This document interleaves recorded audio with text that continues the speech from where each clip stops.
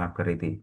अब यहाँ पे हमें ये देखना है कि कौन सा वो ट्रेडिंग स्पॉट था या कौन सा डायरेक्शनल ट्रेड हमें मिल रहा था। देखिए मार्केट में हर रोज सेंटिमेंट्स अप एंड डाउन होते हैं। हर रोज सेंटिमेंट बदलते रहते हैं, ठीक है। इंट्राडे में भी कई बार स्ट्रांगली बदल जाते हैं। तो उन सारी चीज़ों को दिमाग में रख करके फिर हम ट्रेड को प्लेस करते हैं। तो यहाँ पे आप देखिए कि मार्केट ओपन कहाँ पे होता है, और ओपन होने के साथ साथ मार्केट फिर क्या करता है। देखिए मार्केट रेंज में ओपन होता है, और रेंज में ओपन होने के बाद वो सबसे पहले क्या करता है, ब्रेक करता है। और ये ब्रेक जो होता है ना, वो लगभग लगभग 1% का होता है, ठीक है। 1% के ब्रेकडाउन के बाद मार्केट यहाँ पे डाउन साइड की टेंडेंसी ओपन करता है कि अब मैं डाउन साइड में जा रहा हूँ। लेकिन मार्केट धीरे धीरे रिकवर करता है, और उसी सपोर्ट पर एक कैंडलस्टिक पैटर्न बन जाता है जिसका नाम है हैमर। और हैमर के बाद एक पॉज कैंडल बनाता है, और ये कैंडल पॉज कैंडल बनने के बाद एक भी कैंडल ऐसी नहीं है जो आपको डाउन साइड के लिए ट्रेड दे, ठीक है। अब यहाँ पे आप समझिए, यहाँ पे मार्केट ने हैमर बनाया। हैमर से मार्केट इस तरीके से चलने की कोशिश की। अब देखिए एक ट्रेड मैंने यहाँ पे प्लान किया। अब यहाँ पे पहला जो मैंने ट्रेड प्लान किया उसको मुझे एग्जिट करना पड़ा। उसको क्या करना पड़ा, एग्जिट करना पड़ा। यहाँ पे ये आप ट्रेड देखेंगे तो ये है drag gravestone doji. Gravestone doji के बाद मैंने ये रेड वाली कैंडल में जस्ट 1810 पे सेल किया मार्केट को। आई वॉज एक्सपेक्टिंग कि मार्केट यहाँ पे आएगा 80 के पास, लेकिन मार्केट 90 भी नहीं आया, मार्केट रिवर्स हो गया। तो जो मेरा कॉस्ट प्राइस था मैंने वहीं पे इसको एग्जिट कर दिया, ठीक है। यानी 1810 पे मैंने सेल किया था, वापस से मार्केट आया। 1890 का मेरा टारगेट, 1790 का मेरा टारगेट था, लेकिन वापस से रिकवर कर गया। कहाँ से रिकवर किया, 93 से। 3 रुपए ऊपर से वापस ही मार्केट चला गया और हैमर कैंडल फॉर्म कर दिया, ठीक है। अब देखिए हैमर कैंडल फॉर्म हो गया, तो मैंने आपको बताया था कि जब तक मार्केट इस चैनल में है या चैनल के नीचे है तो मैं यहाँ पे सेलिंग प्लान करूंगा। लेकिन मार्केट अगर चैनल को ब्रेक करके अप साइड में सस्टेन करता है तो फिर मैं अप साइड के लिए प्लान करूंगा। तो यहाँ पे ग्रेव स्टोन डोजी बनने के बाद एक कैंडल चैनल के अंदर बनती है, तो दूसरी चैनल से बाहर निकल जाती है, तीसरी चैनल के अंदर आती है, लेकिन जितनी तेजी से आती है उतनी ही तेजी से अपसाइड में निकल जाती है। तो यहाँ पे कहीं ना कहीं मुझे इन तीनों कैंडल को देखने के बाद ये समझ में आ रहा था कि मार्केट यहाँ पे बुलिश है। अब मुझे यहाँ पे क्या चाहिए था, कैंडलस्टिक पैटर्न चाहिए था। मुझे कौन सा कैंडलस्टिक पैटर्न चाहिए था, कोई भी बुलिश कैंडलस्टिक पैटर्न चाहिए था। तो यहाँ पे आप देखिए कि मुझे एक बुलिश कैंडलस्टिक पैटर्न मिला जिसे हम क्या कहते हैं, हैमर। हैमर एक ट्रेंड रिवर्सल पैटर्न है जो डाउन ट्रेंड को अप ट्रेंड में कन्वर्ट करता है।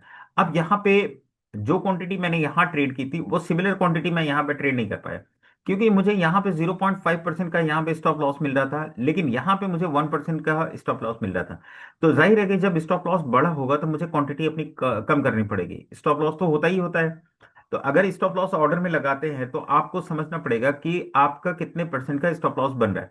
यहाँ पे मेरा 0.5 से हट करके 1% का स्टॉप लॉस बन रहा था, और मेरा टारगेट 1% का था। तो हर बार मेरा प्लान ये होता है कि 1:2 1:3 मुझे मिले। लेकिन इतने बुल रन के बाद यहां से लेकर के यहां तक मैं 1:2 1:3 नहीं प्लान कर सकता।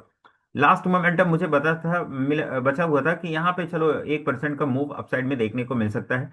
मैंने यहाँ पे 1815 पे बाइंग कर ली।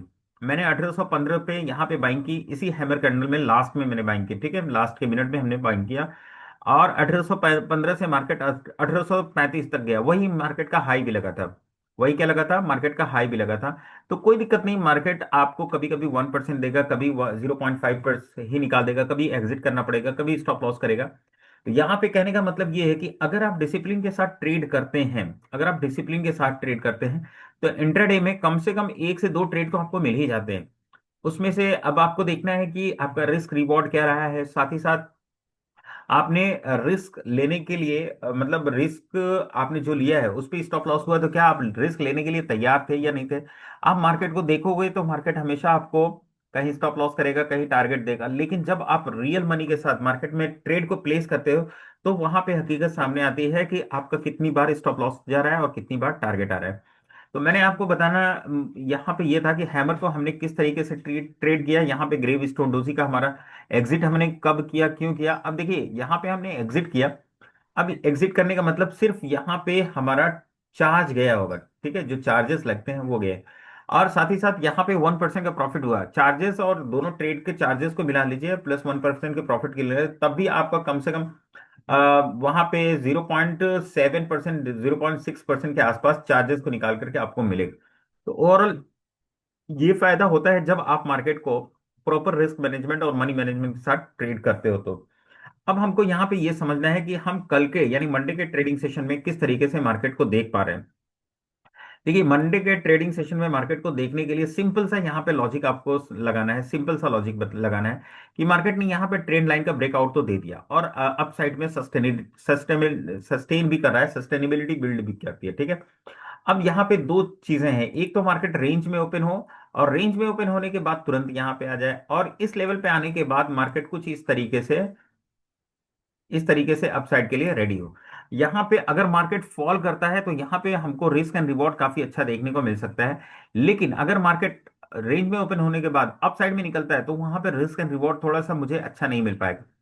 यहाँ पे आने के बाद अगर ट्रेड अपसाइड में निकलता है, यहाँ पे सपोर्ट पे कोई बुलिश कैंडलस्टिक पैटर्न बनता है, तो हम इसी बुलिश कैंडलस्टिक पैटर्न के लो का स्टॉप लॉस लेकर के अपसाइड के लिए ट्रेड करेंगे, और हम कम से कम 1:2 1:3 के लिए यहाँ पे बैठेंगे।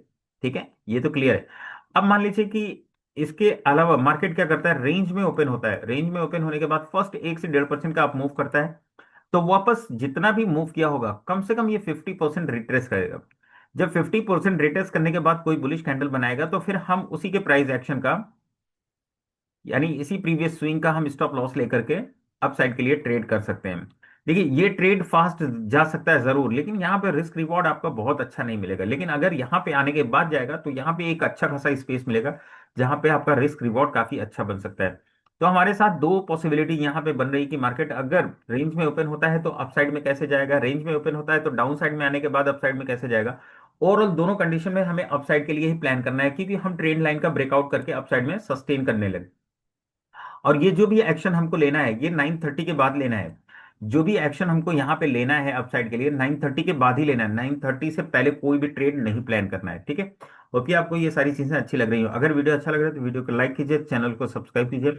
मिलते हैं नेक्स्ट वीडियो में, तब तक के लिए bye, take care, have a nice day, thank you so much.